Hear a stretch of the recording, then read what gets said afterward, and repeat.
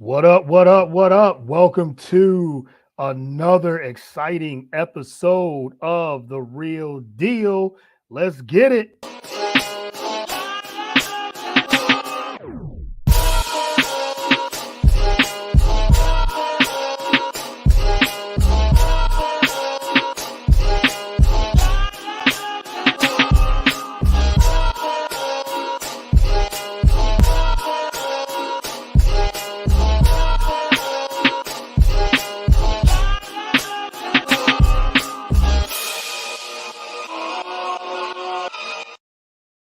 All right. Welcome to another episode of The Real Deal, episode 129. I'm your host, as always, Courtney Harding. Glad to be back once again with another Saturday edition. It is September 30th, almost October. Can't believe it. September's over. It's fall weather, hoodies and Tims and all those things, long sleeves and everything. So get ready for this fall winter season. So try to stay warm. But I'm glad to be back again, once again, with another episode. We are live on BS3 TV app, Roku channel. So check that out, Roku TV, BS3 TV app. Download the app there. Also, Facebook, Twitter, Instagram, wherever you can get your podcast, Spotify, Google, Apple. Just download The Real Deal with Courtney Hardin, bs3tvlive.com. Follow me at Get the Real Deal. I always say just Google The Real Deal, Courtney Hardin, get all the shows there. Shout out to the BS3 Network as well, bs3network.com, bs3tvlive.com. So I'm not going to waste any time. Again, this is episode 129. I had to bring in a heavy hitter for this show. My real deal brother, the Real Deal with Damian Adams, available also on all podcast platforms. And he's a writer and reporter for Burn City Sports. And that's a new website, new thing that he's doing too. So I can't. This is my guy, so I got to bring him on. So what's good, Damian? My man, my brother, my real deal brother. What is up? How you doing, man? I'm doing good, man. I can't complain. I appreciate that intro. It was funny. I was laughing when you was talking about how you dealing with the fall weather and the hoodies and the Tim. Yeah. Because out here in Arizona, as you can see, we still t-shirts and hats right Yes. now. Yes. It's a whole different world out here. Yeah, it got cold quick here in the East Coast. So yeah, most of you said hoodies, Tims, or whatever, boots, anything like Yeah. that. People just, everybody got their hoodies on. It's been raining all week this week. It's been cold, but it's gonna get back up to the 80s next week. So I guess I can't Okay. complain too much. And like you said, Arizona weather, you guys get 90s and around this time, 100 sometimes still. Yeah. So enjoy that weather. For sure. No doubt. But yeah, I'm glad to get you back on. Like I said, we've done so many shows together. We do a lot of different things together, collaborating, fantasy football leagues and all those things. So I always appreciate when we can have time to chop it up and talk sports. And I bring you on because you're well versed in a lot of different things, a lot of different areas of sports. But we know when big boxing matches, I got to bring you on. So I really appreciate the time, man. Oh, no doubt, man. I appreciate you having me on. No doubt, no doubt. So let's get right into it, man. We got the news. Well, first let me start. We'll get the boxing, but now that you've got the Burn City Sports, talk about your collaboration with Burn City Sports that you've been writing for them, reporting for them. Talk a little bit about how that came about. So I was actually just trying to find a new place to write, Mm-hmm. and my wife actually stumbled upon this job where they were looking for local reporters to report on everything Phoenix. So they're looking for reporters to cover about the Cardinals, the Suns, Coyotes, Diamondbacks, Arizona State. And me being Right. a big basketball guy, I reached out and was like, hey, if you guys are looking for, a Suns reporter, a Suns writer, I also can do the Cardinals as well, but that would be my main thing. So I met up with Benny, our CEO, and we talked it out, and he's read some of my past stuff and listened to the podcast. He was like, yeah, I'm a big fan, would love to have you on. So I started writing for Burn City and covering the Suns. We have a Suns podcast that's coming out very, very soon. We actually did our Okay. first short video. It's called Burn City Suns Talk, and we're going to be recording our first official episode on Tuesday after Media Day on Monday. We'll be at Media Day on Okay. Monday. So Burn City, we're doing big things out here in Phoenix. And if you are in the Phoenix area or you're just a fan of Phoenix sports, go ahead and check out Burn City. But we also don't just do Phoenix, right? I have the wherewithal and also have been given the opportunity to write betting articles. You might have seen my Canelo Charlo betting article that I wrote Yep. earlier Yep. this week for them. Also, I write usually each week I'll do like my 5 can't miss spreads of the NFL week and stuff like that. So Suns, Cardinals, betting articles, that's my job there. But we cover everything. We have a team full of talented writers here at Burn City Sports. So make sure you follow Burn City Sports on all social media platforms or just check out the site burncitysports.com. Definitely, man. Yeah, check it out. Like I said, I know you've been writing for a long time and doing, like I said, different, just like you said, not just basketball articles, but boxing definitely, and betting and all those things. So I follow all their work, including the podcast, of course. So yeah, so Burn City Sports. So everyone check that out and follow, subscribe, like, share all those things. So like I said, it's always Yes, easy sir. to. That's the easiest thing to do, is to just like it and share it and read it, and Yeah. that's it. It's a click of a button.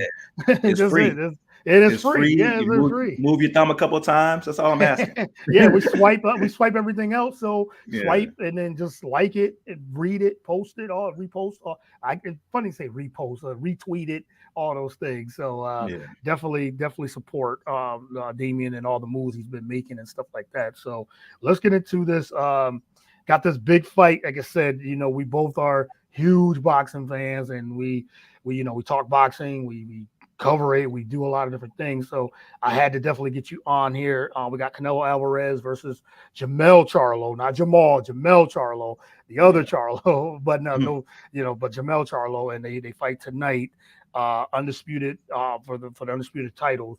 Uh, what was your first initial thoughts when you first heard about this fight, and then we'll get into all the nitty gritty with it. But what you think of this with Jamel? I think me and you were talking about this before. We thought maybe Jamal Charlo, but he's been inactive, dealing with some mental health things, and we hope he Yeah. definitely deals with that and gets better. But now Jamel, he steps up. He's no slouch either. But now he moves up 2 weight classes, and that's been the biggest story. But what was your initial thoughts when this fight was announced? Yeah. So my initial thought was, did we get the right announcement? Because there Mhm. was a brief time where we thought it was going to be Jamal, and Jamal had been inactive for 2 years at that point. So I was Yeah, thinking, this fight in a vacuum, if it was Jamal, is good. But Jamal had been inactive for so long. You don't usually come back from being inactive for 2 years to take on right. one of the best pound for pound fighters in the sport. Usually you have some type of warm up to get into that mode for that type of fight. But then when it was announced as actually Jermell Charlo, I was like, okay, that's very interesting. And Jermell, has fought at 154 for pretty much his entire career. And you're like, dang, that's a big jump up. 154 to Yeah, 168. That's huge. That's not a small task to have somebody jump up 2 weight classes like that. Because it's not like it's the smaller weight classes where it's 112 to 118, right? yeah, 154 to 168 is a big jump. And I was like, man, will he be able to step up to that weight class? Does he have the natural size to move up to that weight class to mm, be able to handle the punishment of a guy like Canelo, who we know has amazing power? Does he have the power to affect somebody like Canelo, who we know has an amazing chin? So all those thoughts went through my mind at first, but I was like, we have undisputed versus undisputed. This continues the trend in 2023 of boxing, showing us why people like me and yourself fell in love with the sport in the first place. We're yes. getting the best versus the best. This year has been amazing as far as the matches we've gotten and some of the matches we still have to get later down this year. Like, this has been a great year for boxing. Very great year, and I'm with you. The first when I heard it, I was like, okay, Charlo versus Canelo. We've talked about this for years. Like, why Mhm. don't they make this happen? Either Charlo brother, and yes, Jamal would have probably said been the fight, but then as the weeks went on and months went on, I was like, Jamel Charlo. I love it just because, like you said, Canelo wanted this fight anyway. Jamel stepped up to the plate and said, okay, let's do it. So I'm like, I'll take this fight because like you said, he's moving up 2 weight classes, like 14-pound difference that he moved up, and that's a lot, and it's difficult. I know that's been the biggest story, but now that he's at this weight class, it said does that his power translate to go against Canelo? that's one of the big keys of this fight. And Canelo, now the last couple of fights, a little slippage is happening a little, but he's getting older. He's been in a lot of fights, but as you said, it's two undisputed fighters going against each other. We immediately said us, we love to see that anyway. And he said it's been a great year of boxing. And before people would say boxing has slipped, or we're not getting the fights, but we have been getting those best versus the best now, and this is one of them. So I'm excited to see how this transpires. So, what do you think are some of the advantages? We'll start with Canelo. What are your takes on what Canelo has to do to win this fight? So Canelo has to show that he really is the bigger man. Mm-hmm. When he goes into that ring, he needs to step forward and continue stepping forward the entire fight.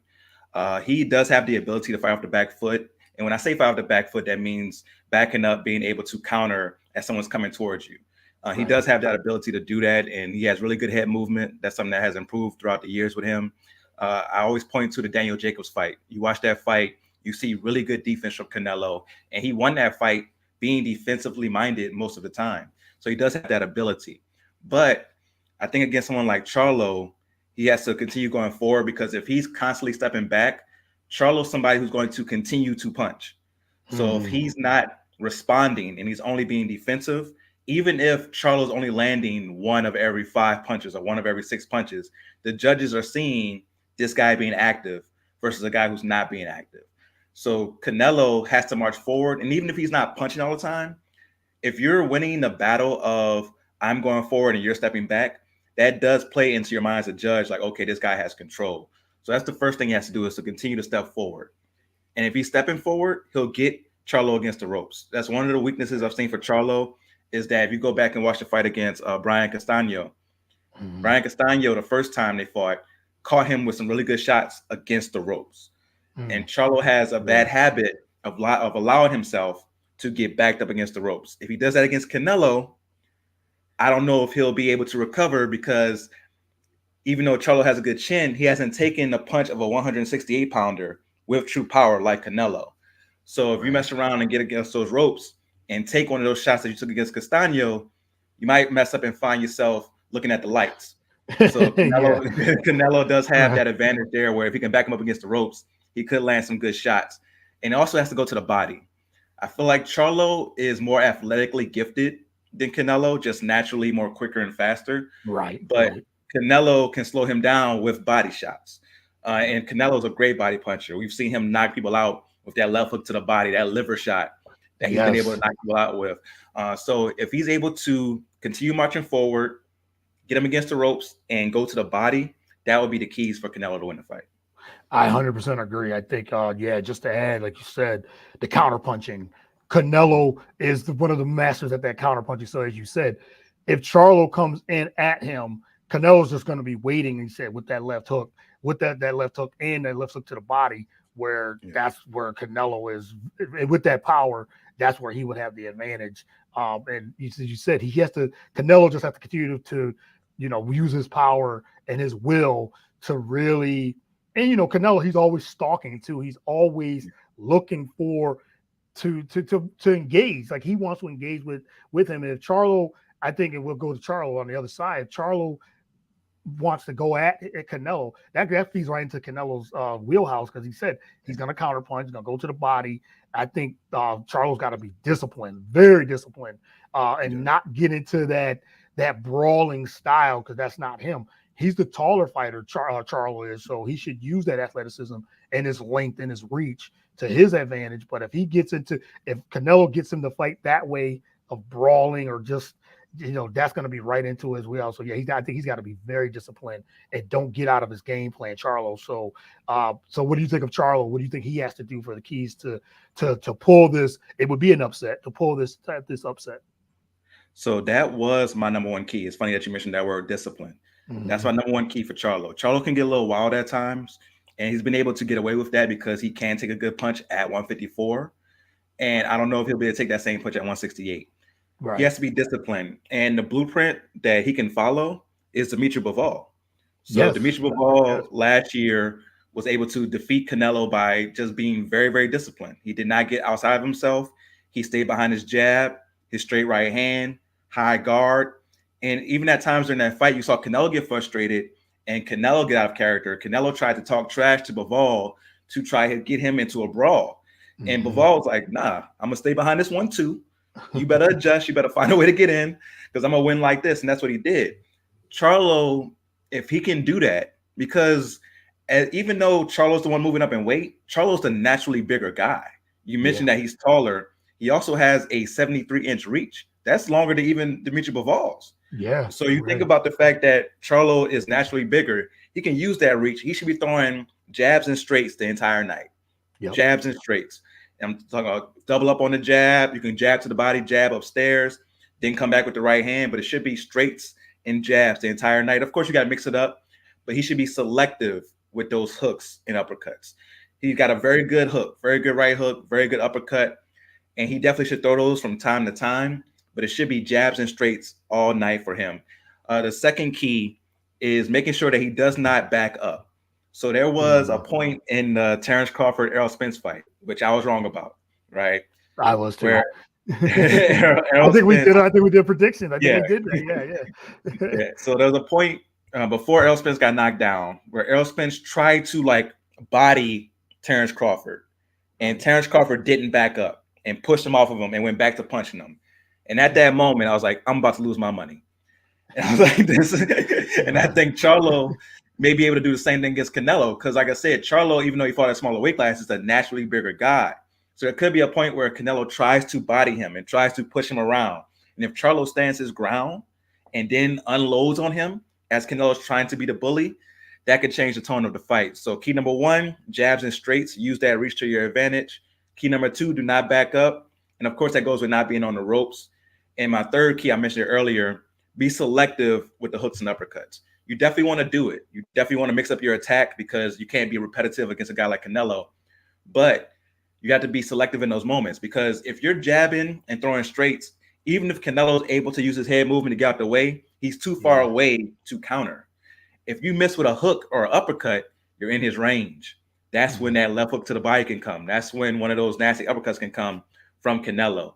So be selective when you throw those hooks and uppercuts, move immediately. It should be one hook or maybe one uppercut and you're back out of range. Yes. Do not stand there. Do not, what trainers call it, do not take a picture of your work. Get out of the way. Don't need to capture the moment. This ain't a Kodak moment. Get out of the way. Get back in range and get back to throwing those jabs and those straights. But discipline is definitely the biggest key for Charlo. If Charlo can stay disciplined, which is a big question with him sometimes, if he can stay disciplined, he could pull off the upset. Yeah, he definitely could. And that's the thing. I think the discipline was like when I was doing my research and stuff, I was like, yeah, discipline is the key for Charlo. And you're right. The points where the stick and move type of thing, like using those streets, those jabs, and those being selective and getting out of the way because Charlo does have good footwork, so he can use that athleticism and get out of the way because, like you said, Canelo's waiting for the counter. It's just like with Bud Crawford and Errol Spence, the same thing. Bud was just waiting for Errol Spence to make a mistake, put those hands down so he can counter, and that's where he just picked them apart.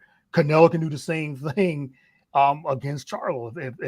If Charlo said Canelo or Charlo gets a little wild, push those hands down, Canelo's gonna counter and really attack him. And he said, okay, I got him where I want him. And he said off that back foot and really counter and really hit him to the body. And it could be lights out. But I think you said Charlo's got to get out of that. He's got to get out of the way quickly, stick and move and just keep moving, make Canelo come to you, but then you got to be very selective of how you attack as well. So who do you have so we did all the our prediction, who you have winning this fight?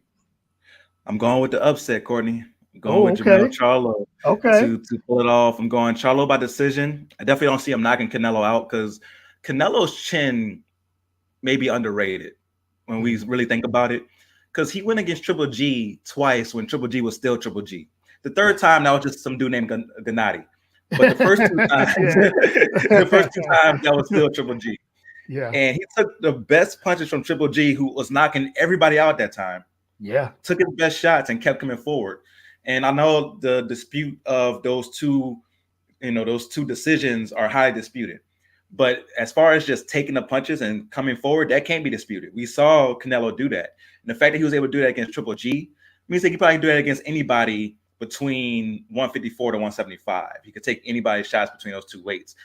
So I definitely don't see a knockout, but I can see Charlo, again, staying disciplined, being able to stay on the outside and frustrating Canelo because Canelo won't be able to reach him. I think he'll outpoint him. I'm going unanimous decision, but a close one. I'm going to go 115, 113 on two cards, and 116, 112 on the third card. Unanimous decision for Jermell Charlo.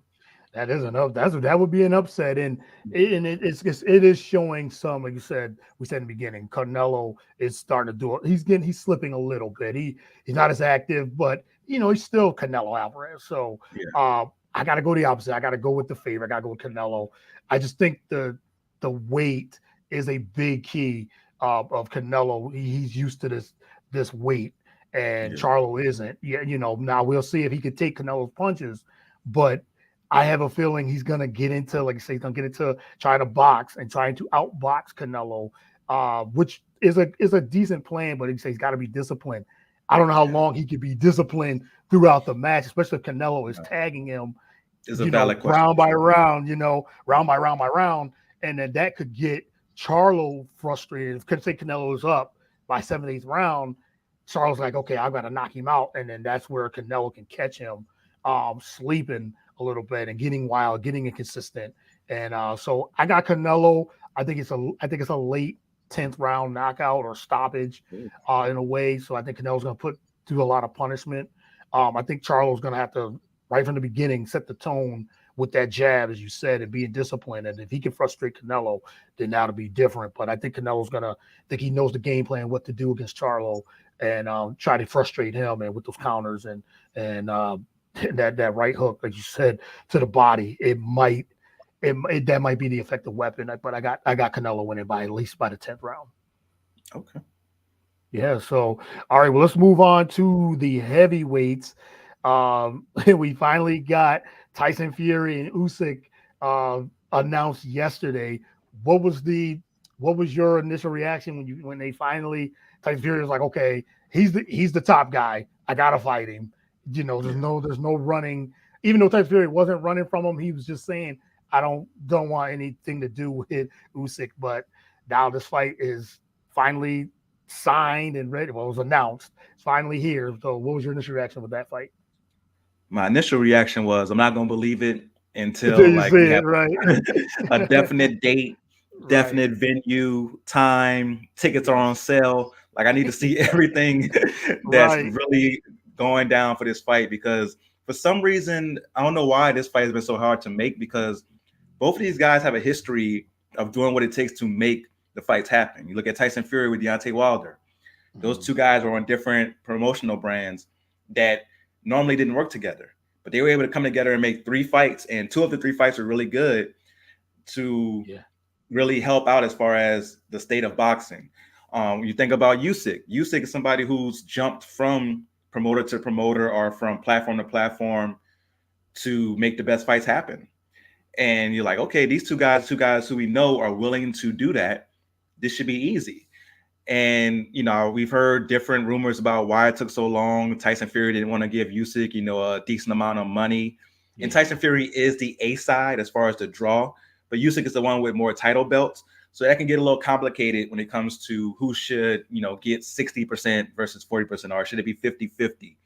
And my thing is, whenever it comes to a fight that's going to make this much money, 50-50 it. Like, it shouldn't be this big thing where you guys are arguing over who's going to make, 15 million versus 12 million. Just even it out. Just even it out. You guys are going to come out even richer than you were before. Even it out. And even if you have a clause where, let's say, this is the way I would do it if I was a boxing promoter, not to go on too much of a tangent. But if you have a big time fight and the two fighters are both saying they're the A side, they both deserve more money, the winner gets the bigger part of the purse. So if you go into that fight, you truly believe you're that dude, all right, the winner gets 60%, loser gets 40%. We definitely don't want the other person not having anything, because you're going in there risking your life. You want you to have a good payday.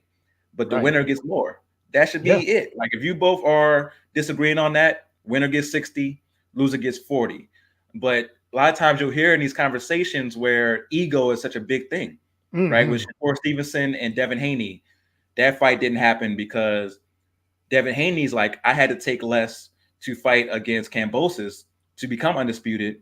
Now I'm undisputed. Shakur got to do the same thing for me. And it's like, okay, I get that Kambosos, really held that title over your head as far as like, okay, if you want these, you got to come to Australia. You got to take less money. Yeah. And shout out to Devin Haney for doing that, because now Devin Haney has put himself in a position where he can be the A side because of it. But I don't think you should return that favor to Shakur. Shakur had nothing to do with that.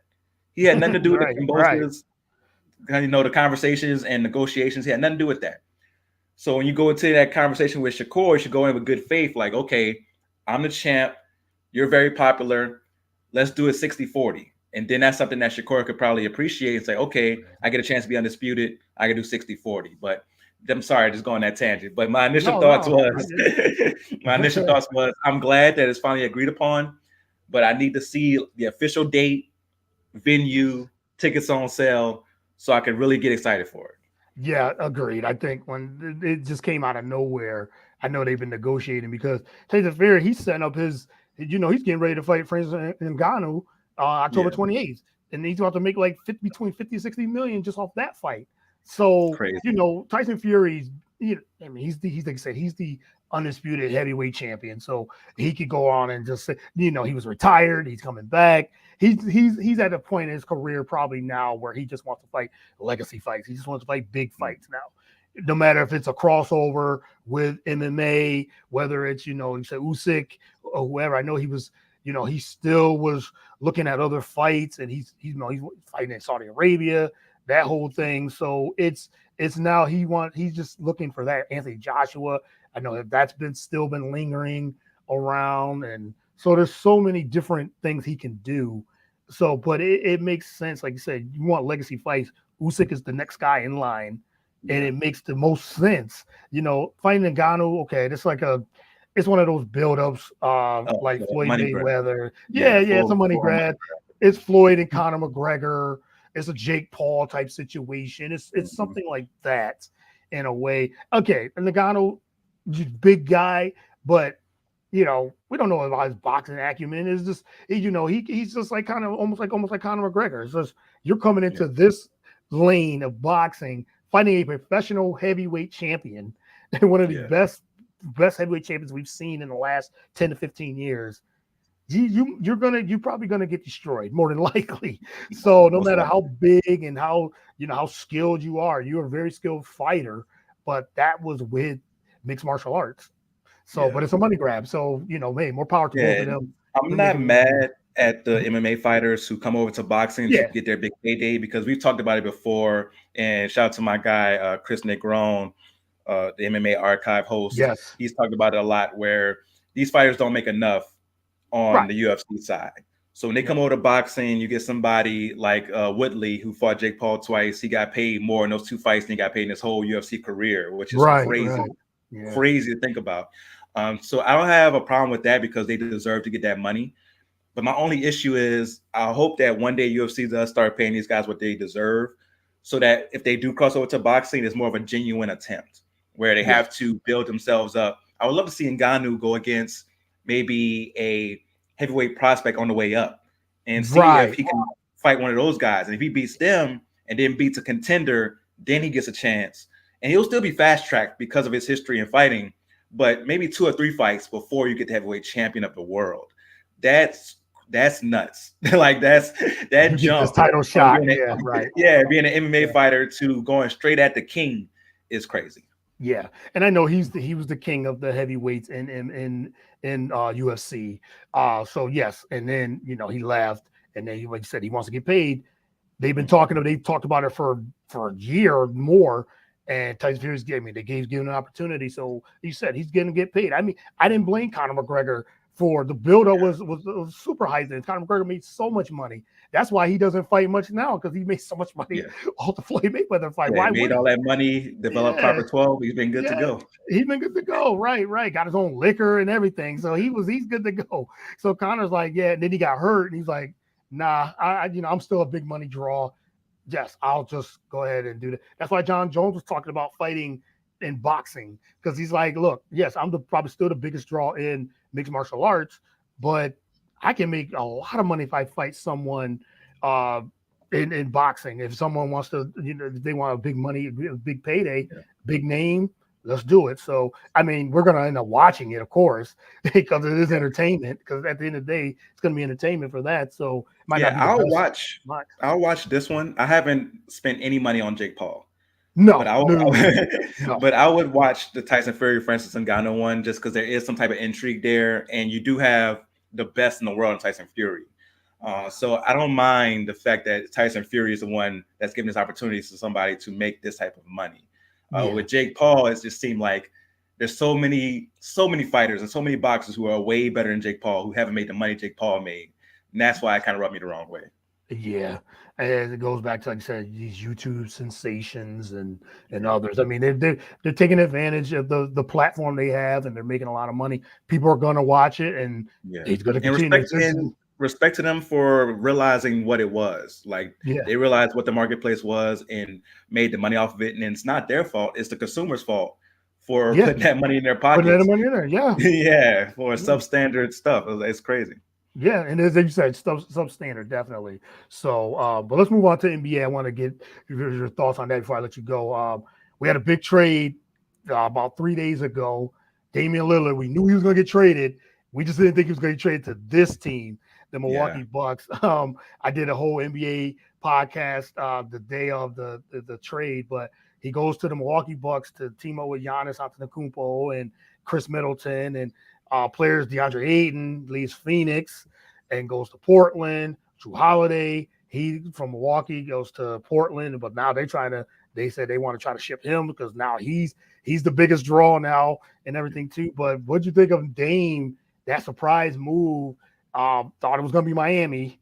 Now teaming up with Giannis. And do you think, early prediction, do you think that makes them the favorites in the East? Yeah, I definitely think it makes them the favorite in the East. I thought going into the season before the trade that they were the best team in the East. Last year in the playoffs, you got to remember, regular season, they had the best record in the NBA, period. Yeah. And they were the favorites going into the playoffs before, Miami just went on that magical run. So going into this season, I had them as the favorite in the Eastern Conference. And this trade, I feel like, puts space between them and the rest of the Eastern Conference. Boston's still really good. Philadelphia got all the stuff they got going on over there. Yeah. So we don't even know how that team's going to be chemistry-wise and what's going to happen there. So it's pretty much a two-team race in the Eastern Conference. Honestly, between those two, Miami's still good, but Miami lost some key pieces with Gabe Vincent going to the Lakers, Max Strus going to the Cavaliers. Yeah. So they lost some really key pieces in Miami and haven't really replaced them. So I can see Miami taking a step back. And we got to remember, Miami was an 8 seed. Going into the playoffs. So it's not like this team was dominant and then we saw them go to the finals. Like, this was a team that was struggling going into the playoffs. And honestly, your Bulls almost took them out. Yeah, going in the play-in. In the play-in. So you really have to look at Miami like a couple of plays here, a couple of plays there, not even in the playoffs. But they went on that run. You got to give Jimmy Butler all respect in the world for what he did against Milwaukee. But that team's not the same. So in the Eastern Conference, it used to be, you think about Milwaukee, Boston, Philly, maybe Cleveland, but then they turned around and lost to the Knicks in the playoffs. So you look at the top three teams, like I said, Philadelphia, you don't know what's going on with James Harden. James Harden's in the club with Deramar is a liar sign in the club.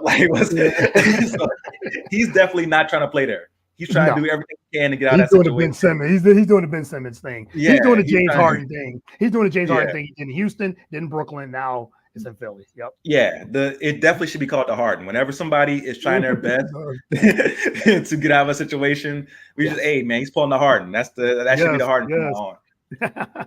And because of that, Philadelphia, unless they pull a deal off, which they may do, we'll get to that with Drew Holiday. They may get back into, the thick of things. But right now, Milwaukee, after that move, I gave it an A+ on their side because adding Damian Lillard with Giannis, with Brook Lopez, with Chris Middleton, that offensive lineup is crazy. And they're still going to be very good defensively. Damian Lillard is not a good defender, right? Point blank, not a good defender. But You don't have to be as good when you have Giannis and Brook Lopez behind you. You don't Yeah, have to be a Middleton good defender and anymore. Middleton can play D, and Yeah, so Middleton's a good defender. And yeah, they do lose, like you said, they do lose a lot of perimeter defense with Drew Holiday. I mean, I love Drew Holiday. I know and you Grayson did Allen as too. well. Yeah, And Grayson Allen, yes. So they lost a lot of perimeter defense, and that was some of the big keys where people were discussing about what they lost. Yes, of course, but Dame Lillard's a better player than Drew Holiday. That's, I mean, yeah, definitely offensively. But it's like miles ahead of Drew Holiday. Drew yeah, Holiday's a good offensive player. He's a good two-way player, great two-way player. But you yeah, got a chance to get Dame Lillard, um, and what Dame Lillard brings, Dame time brings clutch shooting. And that's what what's been their biggest weakness the last 2 years, clutch shooting. Because that means Giannis has to get the ball and barrel his way through when he gets fouled. He's not a great free throw shooter, yeah, he's not a great shooter. And he's just got to go in there and they put that wall and he's forcing his way into trying to get dunks and layups. And it yeah, doesn't always happen. You got Damian Lillard now. He said, "No, I got this. I can shoot from 35 plus and yeah, make shots." So I think that takes a lot of pressure off Giannis. So I think it was the best move for him.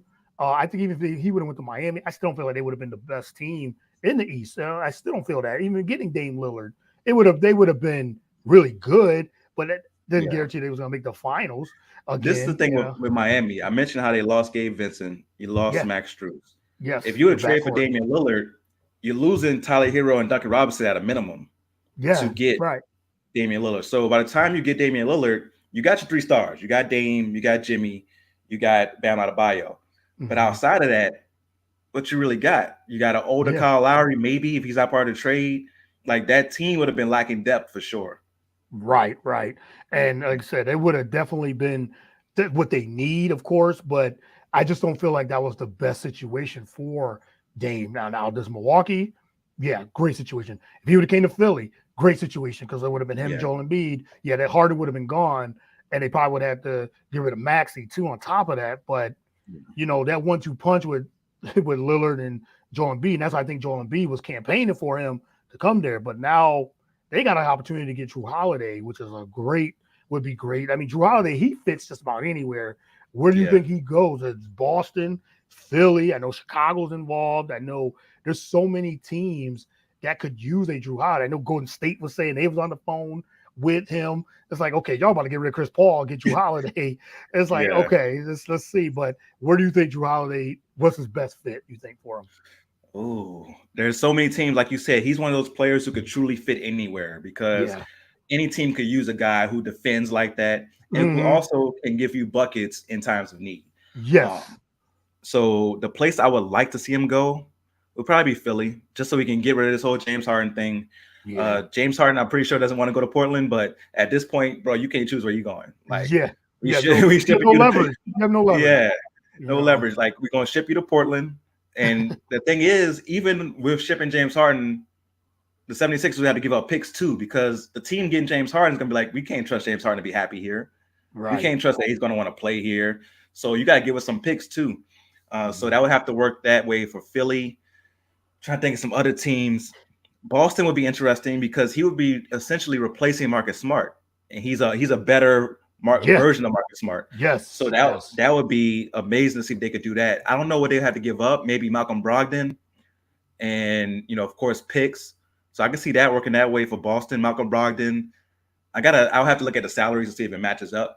But Malcolm Brogdon maybe another piece to make the salaries match, and draft picks for Boston. That would be huge for Boston because that defense will be nasty. Him, Yeah. Brown, Tatum, all those guys Yeah. can defend. Porzingis With at the rim. Porzingis. Yep. Yep. Yeah, like that Yeah. defense would be crazy if they got Drew Holiday. And that would be something to be really like the storyline would be crazy because then you would get maybe Boston, Milwaukee, Eastern Conference Finals, Drew Holiday guarding Damian Lillard in the Eastern Conference Finals. Yeah.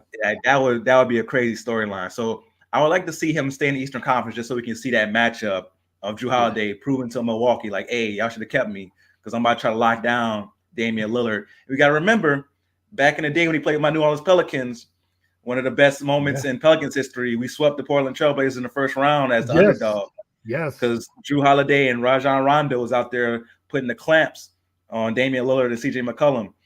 So you got to know that it's possible for that to happen. So And it'd be I would like to see him personal stay in the too. Eastern Conference. Yes, Yeah, and that'll be a personal. If he goes to the Boston, I think he said he fits in Boston. He fits in Philly. I think Miami's going to be.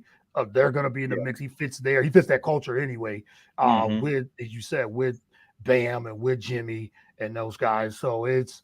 I think it's going to be one of those three teams if he stays in the East. I know the Lakers, Golden State. I know other teams could use him. I mean, I don't shoot, know Portland how. could. Yeah, I don't know how Golden State could get him because Chris Paul. If they trade Chris Paul again, I think Chris Paul gonna retire. I think so Like Chris, too. yeah, like you trade me, Chris, because Chris Paul wants to be in California. We all know he wants to be in California. That's where his Yeah. family lives. He wants to be there. So it seems like he begrudgingly is like, okay, I'll take this spot in Golden State because part of him has to be like dying inside the fact that he's joining Steph Curry and this team, the team that he's Yeah. been trying to take down for all these years, All those and years. now, Yeah. yeah, so now he's joining them.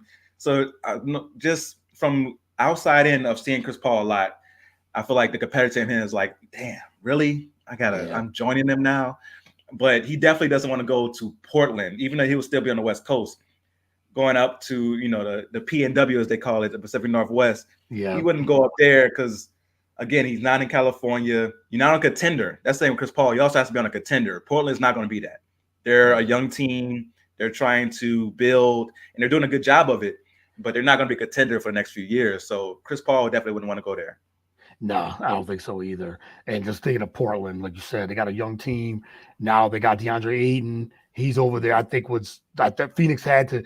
It just wasn't going to fit with all those guys now. With Bradley Beal over there now, and now Nurkic, and he's now in Phoenix, which you said you cover and live there and cover.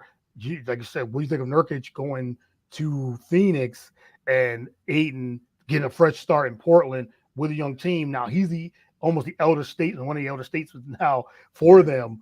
I just think it's a fresh start for Ayton. Ayton is a good player. When he's got his motor running, he's a really good talented player. It's just more of attitude, and he just maybe need a fresh start. So we get to see that. But what do you think of that swap with Nurkic and DeAndre Ayton? I think this trade really shows you how bad it was as far as the chemistry with DeAndre Ayton and the Suns, because there's no way they make this deal just off the deal itself. Because from Ayton to Nurkic is a downgrade in pretty much every category. Ayton is younger. Ayton is more durable. Yep. Nurkic isn't the defender that he once was. After he broke his leg a couple years ago, he lost a step, been more injury prone, and he's giving you, last year he averaged 13 and 9, Ayton averaged 18 and 10. So you're really downgrading a lot with Nurkic.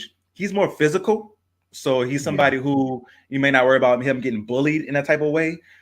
With Ayton, that was kind of the worry with him, that he didn't have, quote unquote, that dog in him when it came to certain matchups. But with Nurkic, it's truly a downgrade as far as talent and as far as upside. He's declining. Ayton is about to enter his prime, where you assume he's going to be ascending. Yeah. So for me, that was a big downgrade. And I like this now. I like the Grayson now. I know people don't like Grayson now. I think he's dirty. His face looks like a face dirty. But when you look at Grayson Allen, he's somebody who can shoot the three-point shot at a high clip, like 39.9%. Yep. He's a good defender, not great, but a good defender, somebody who you don't have to worry about just getting exploited on defense. So he's going to fit as far as a 3-and-D guy with them.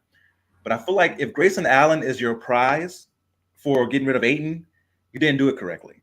So from a Suns perspective, I didn't like the trade. Yeah, I think with the Suns too, I think, as you said, they were trying to get depth because they're so top heavy. But then you got getting Nurkic, who doesn't really need the ball. Ayton is so talented. He would have been the fourth guy, maybe fifth in some ways, because you got this Booker, KD, whatever word you want to put, Booker, KD, Booker, and then you got Bradley Beal on top of that too. Eric Gordon come off the bench. Someone like Eric Gordon, yeah. So you add, you said you have DeAndre Ayton. He didn't really fit there either. Now with Nurkic on that end, he just defend, rebound, passing and all those things. So all he really has to do. And if they need somebody go inside, they can go inside to him, and he can like say bully ball his way to that. So he doesn't have to be the 18 and 10 like Ayton. He can get that 12, 13 and 9, 12, 13, 8. Yeah. So from that perspective, it fits what they needed because they needed depth, and now they got it. Getting Grayson Allen, getting all those pieces now. Yeah, so Nasir Little could be Nasir Little, and Nasir Little. I like his game. a lot. So it adds now to Phoenix's roster. They're not so top heavy. And they're gonna be a contender. They definitely was gonna be a contender anyway. But now I think if they stay healthy, that's the key thing. All those guys can't stay healthy. They can stay healthy. They can really they'll challenge Denver. For me, for Aiden, I think it's a fresh start, young team. It's just now it's just proving okay. It just wasn't me. It was Monty Williams. It was the system. It was me being third, fourth guy instead of trying to be the number one or number two option. Now that you're in Portland, now you have that opportunity to really show and prove and shine. So we'll see what happens. So I kind of like the trade for everybody that was involved in this, but Dame was definitely I think Dame and wherever Drew Holiday goes, they were definitely winners of this trade.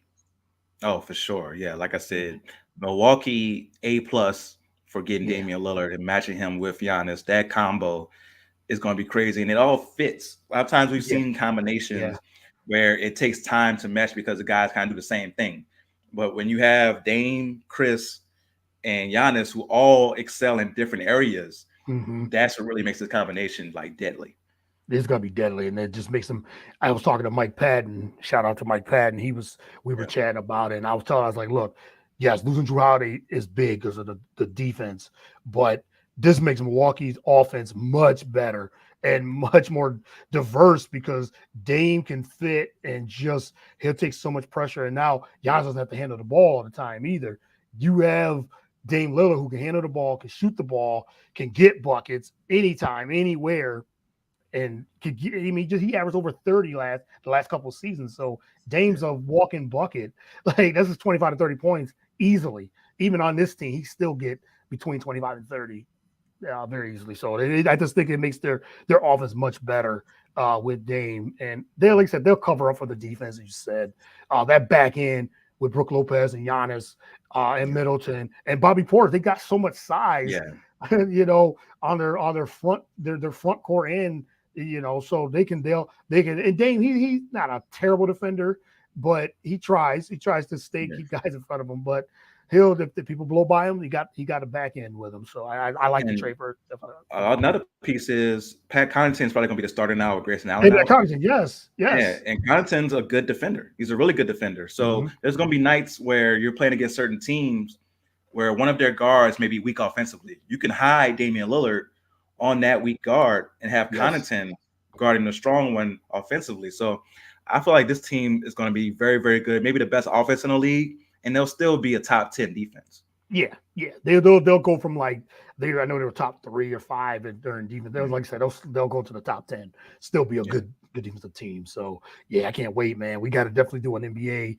I have you and James back on. We'll do a whole deep dive NBA Can't wait. again. So I'll get that all set up because it's getting ready to start. So Damian, it's been always a pleasure, man, chatting with you and just with boxing and basketball. I mean, there was so many other topics. We didn't get into NFL. We'll have to do that again. And I know we play each other for fantasy football. I'm trying to stay undefeated this week. I gotta take you down this week. I gotta keep that, trying to get that number one seed, man. I've been like, man, here I go, starting again, really good. Yeah. So gotta keep it up. But it's been a good season so far in NFL as well. But again, thank you again. Appreciate the time. Let everyone know where they can follow you. Like I said, subscribe to the podcast, where you're writing at, all that good stuff. Yes, man. Thank you again for having me on. Whenever the real deal brothers can connect, that's always a good thing, man. So I appreciate that. You can find me on all social media platforms at The Real Deal WDA. So that's Instagram, the platform formerly known as Twitter.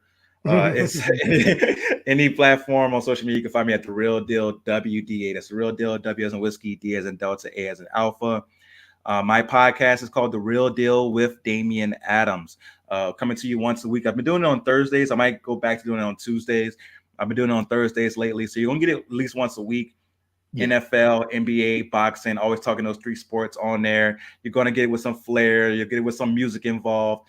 It's always an entertaining show. And I definitely got to get you back on as a guest. I'm working on setting up my schedule to have some guests on for sure. So I'll definitely hit you up about that to have you on. Always. And Burn City Sports, man. If you are a Phoenix sports fan or just a sports fan, period, and you're looking for information on betting or you're just looking for great articles, like you mentioned, Phoenix injury history. I wrote one about that recently when I talked about their biggest opponent may not be on the court this year. When you think about the injury history with Kevin Durant, Nurkic, Bradley Beal. So you'll get in-depth articles like that about the Suns, Cardinals, Coyotes, Diamondbacks, Arizona State. We cover everything Phoenix, and we do it in a great way with a team full of talented writers. So go ahead and check out burncitysports.com or just follow Burn City Sports on any social media platform. No doubt. Follow Burn City Sports, The Real Deal with Damian Adams on all podcast platforms. Also on all social media platforms. Like I said, type in The Real Deal with Damian Adams, everything comes up. So you can just get all the things there. So all right, man, appreciate it. I know it's early over there in the West. So again, appreciate you getting up and again doing the show. And say anytime you need me on the show, I'm there. And again, I'll be hitting you up to do that. We'll do that NBA mega preview show where we go on for about a good hour and a half previewing the NBA. So be on the lookout for that. So again, appreciate it, man. Have a good one. Yeah, man. Everybody watch. I know you're pulling double duty today, right? I got another show coming up. So about 10 minutes, and then I'm about to get out after that. So that's So all right. So everybody watching, man. Stay tuned. You see, I'm the hardest working man in the business right here, man. I'll try. I'll try it, man. I'm trying. Put those podcasts out. Get those episodes out as quick as possible. So definitely. All right, man. I appreciate you, man. Have a good one. All right, man. You too. Have a good one. All right, that was Damian Adams on from The Real Deal with Damian Adams. Really appreciate all the expertise in boxing and NBA, and he does a little of everything. So check him out, Real Deal Damian Adams, Burn City Sports. Check it out. All right, well, I'll be back in a little bit with another guest. Stay tuned for more of The Real Deal. Till next time, peace.